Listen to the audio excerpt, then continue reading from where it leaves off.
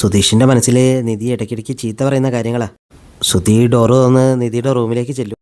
സുധീഷേ, Thomas ഏട്ടൻ പറഞ്ഞ പോലെ നീ അവളുടെ ഭർത്താവാണെന്നുള്ള അധികാരം കാണിച്ചില്ലെങ്കിൽ അവൾ നിന്നെ ഒന്നിനും കൊള്ളാത്ത ഒരാളായിട്ടാണ് കാണുക.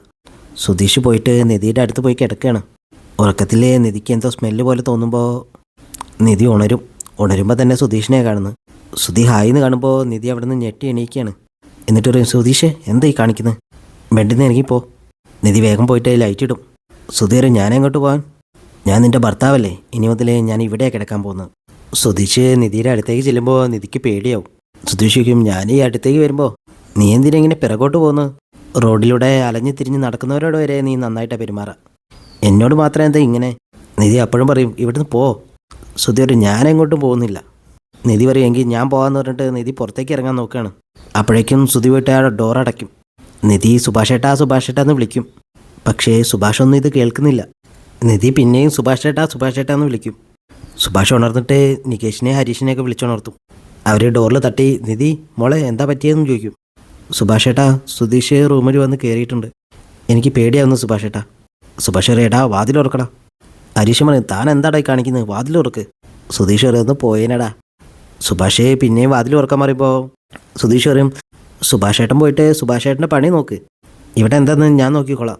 നിധി സുധിയെ പിടിച്ച് അങ്ങോട്ട് തള്ളിയിട്ട് ഡോറ് തുറക്കുകയാണ്. സുഭാഷ് സുധിയോട് ചൂടാവും. സുധി പറയും, എൻ്റെ ഭാര്യയല്ലേ ഇവള്, ഞാനിവിടെ വന്ന് കിടന്നാ എന്താ പ്രശ്നം? ദേഷ്യം വന്ന് സുഭാഷ് സുധിയെ അടിക്കുകയാണ്. സുധിയേക്കും, സുഭാഷേട്ടാ എന്തിനാ ഇപ്പം എന്നെ അടിച്ചത്?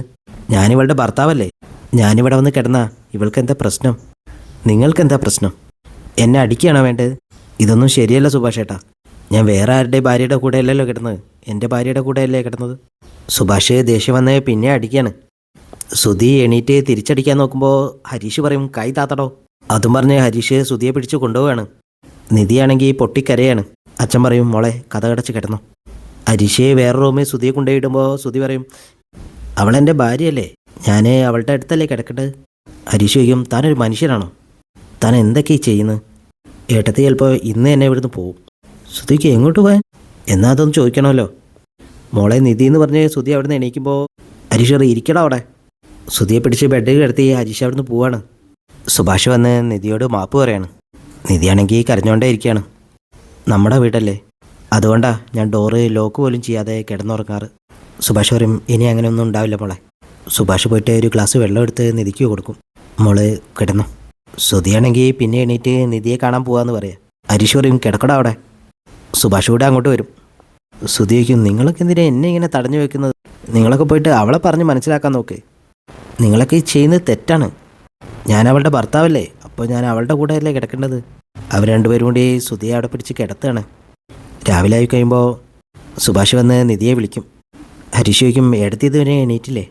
സുഭാഷ് പറയും, എണീറ്റ് വന്നതാ, ഞാൻ ചായ എടുക്കട്ടെ എന്ന് ചോദിച്ചപ്പോൾ വേണ്ടാന്ന് പറഞ്ഞു. നിധി ഓഫീസിലേക്ക് പോകാൻ റെഡി ആയിട്ട് വരികയാണ്. സുഭാഷ് പറയും, മോളെ ചായ കുടിച്ചിട്ട് പോവാം. നിധി പറയും, വേണ്ട ഏട്ടാ, വിശപ്പില്ല. സുഭാഷ് പറയും, മോളെ ഇന്നലെ അങ്ങനെയൊക്കെ സംഭവിച്ചു പോയി, സോറി. സുഭാഷ് ഏട്ടൻ അതിന് എന്നെ ഒന്നും ചെയ്തില്ലല്ലോ. സുഭാഷ് ഏട്ടൻ എനിക്ക് നല്ലത് വരാൻ മാത്രമല്ലേ നോക്കിയുള്ളൂ. നികേഷ് പറയും, ഏട്ടത്തി ഞാനിവിടെ വരാം.